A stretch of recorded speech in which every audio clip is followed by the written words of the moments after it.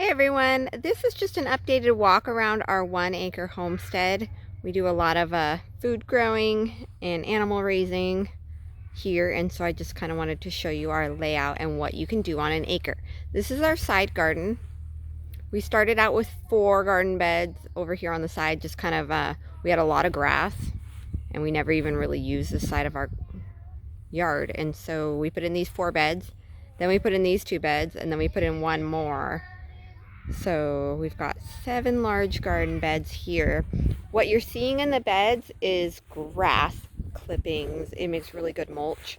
And we use chicken rabbit compost for our garden beds. And then as my husband's been mowing the lawn, he just shakes that over there. So it is early May and things are just starting to pop up.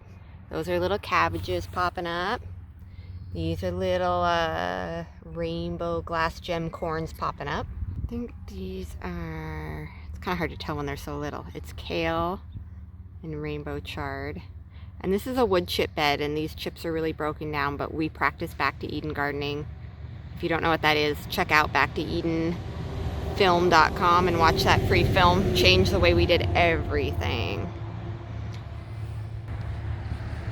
So as we walk this way, we've got a rabbit in the tractor having lawn time. These little tractors have been really awesome for allowing us to pasture raise some chickens and some rabbits, and definitely the grots. If you want to know how to make these, I did a video. I'll link that above.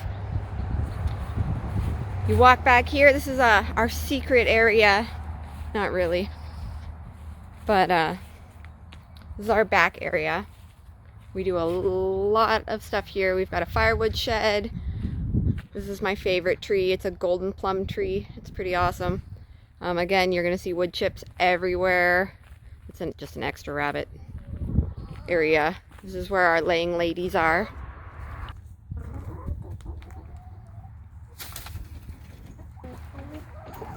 There, we got this guy perusing. All right, I have a mama rabbit due here in 2 days. We're gonna check on her. Move your bike, dude. Alright, this is Miss Bonnie Blue. She made a mess out of her cage. We're gonna go ahead and clean that up for her. So they pull their own fur out to nest. She's guarding her nest even though there's not babies in there. Babies are still in the belly. So we'll check those out in 2 days. These 2 are new breeding stock. This is a new doe. This is Waylon. He's gonna be the new buck. He's awesome. This is Reba. She loves him.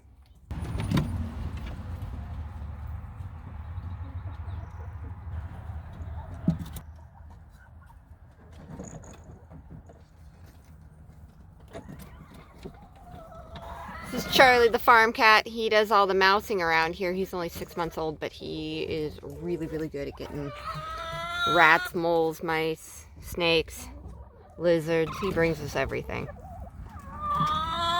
So we have several fruit trees around the property.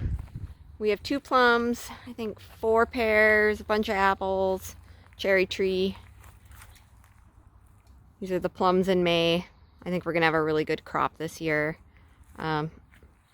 due to some really good pruning. Got to give my husband props for that. I take 0 credit for pruning around here. But if you want to know how to prune these trees, I'll link that above also. He does a really good job with the Japanese style pruning.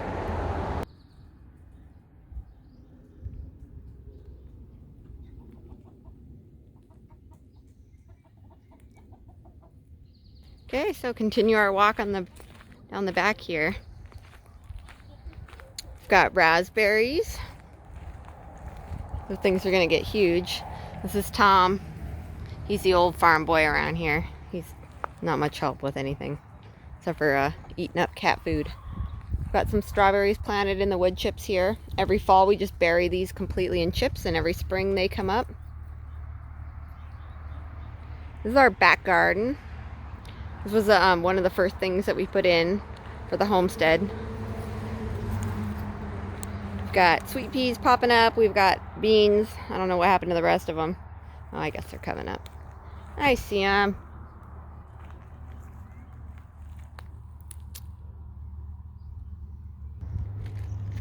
Lettuce bed.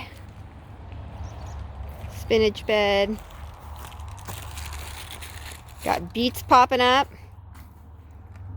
Beets, your favorite.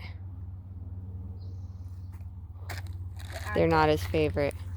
So we've got beets, carrots planted behind those, cucumbers.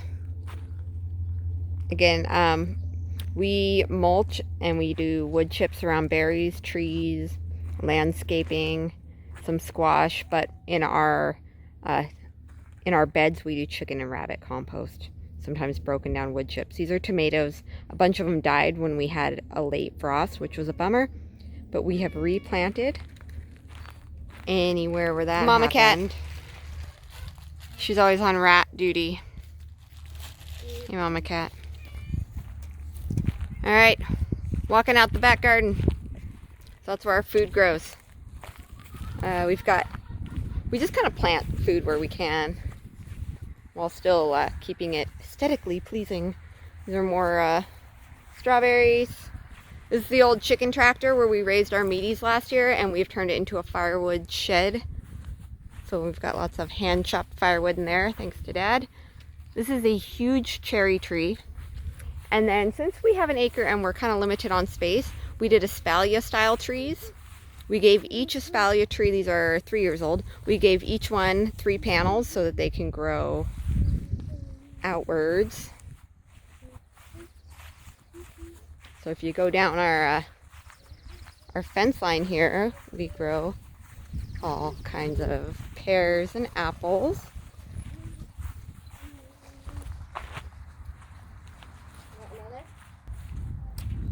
This is a pear tree, and I think the little pears are just starting to grow.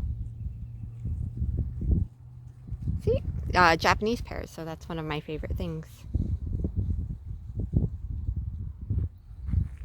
This beautiful field behind us is, I think, 5 acres. We actually tried to buy this a few years ago, and it didn't work out, and I was really bummed out about it. I thought, you know, I did a lot of praying about it and really prayed that it would work out, and the answer was just no, no, no, no, no. And I couldn't quite understand that at the time, but, you know, like that old song, some of God's greatest gifts are unanswered prayers. It became such a true thing, because had we spent our money on that, we would have been living next to this road you hear in the background forever, and we would have had no money to buy the dream that is our 20-acre homestead in Idaho that we're going to be developing. So it's amazing what a blessing that that not working out turned out to be. Funny how, you know, hindsight's 20/20, right? So anyway, this is one of our apple trees. It's a combination apple tree. I think it has 4 different kinds on it. And again, wood chips, some good pruning. This tree's always loaded every year. Definitely looks like it's going to be loaded again this year. These little, the blossoms have fallen off, and the bottoms are just starting to swell into apples. This is another apple tree. This is my Honeycrisp apple tree, and it actually still has blossoms on it. It's a later apple, which is always nice because we get our earlier summer apples and then we get our fall apples. So there we go. There's a bee doing its job right there.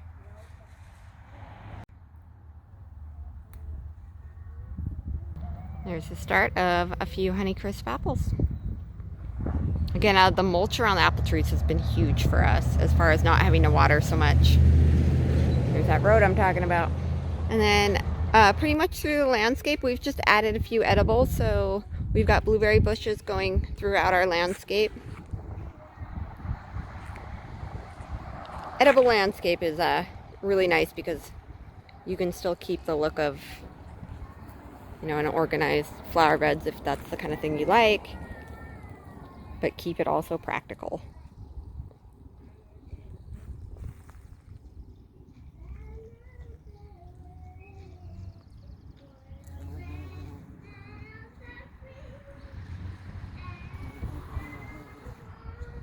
And this thing is already loaded with blueberries. It's another plum tree. It's a purple plum. I'm not sure the exact variety, but these things taste like bubblegum. They're probably my favorite thing that we have here. But that's it. That's 1 acre here. Strawberries, raspberries, blueberries, cherries, plums, pears, apples, about 40 kinds of vegetables, our own compost, meat rabbits, meat chickens, egg layers, our own, you know, firewood, obviously. So you can do a lot if you practice permaculture, if you embrace the back to Eden method. You don't have to do that, but it's worked really well for us. But we've got some really exciting things with Idaho coming up. We're putting in our well in a couple weeks, and we're extending our driveway to our building site. So there's going to be a lot going on with our off-grid Idaho build happening this summer. We're really excited to hit the ground running. But anyway, yeah, that is just some of what you can do on an acre.